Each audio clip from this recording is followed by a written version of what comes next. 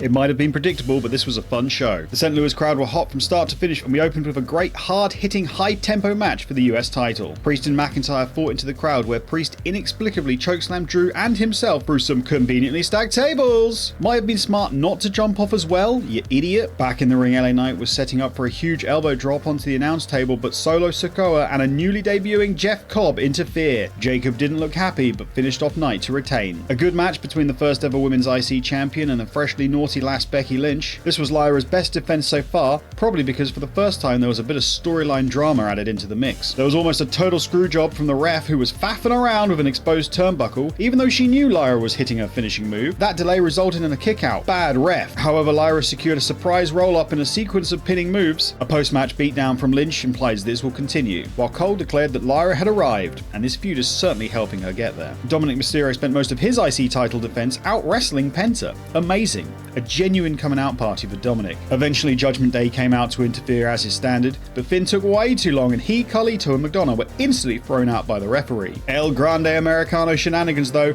as the Lucha legend headbutted Penta and Mysterio retained. Don't let the interference fool you, Dominic was incredible here. I cannot deny that the crowd was super into Gunther versus Pat McAfee. For me, Gunther deserves better than a joke feud with a joke commentator after losing to a joke like Jey Uso. The highlight of the match was the "he's got a foot like a traction engine" reference from Barrett. Gunther won, let's just move on. Basic, stalling, rest holds, headlocks, and maybe the worst STF Cena has ever applied could be my summary, but this match was alright actually, quite fun in the end. And no Travis Scott instantly boosted it to a 10 out of 10 classic. Although the crowd were again lively, I was pretty bored early on, waiting for the predictable result. It's how you get to the predictable result that matters though, as we built to table spots, R-Truth interference, multiple ref bunts, and an inexplicable amount of producers checking on two unconscious referees. Where did all the other refs go from earlier matches? But Cena hit his new finishing moves, a low blow and a title shot to the dome, and retained. Absolute nonsense shenanigans to end, and I quite enjoyed it.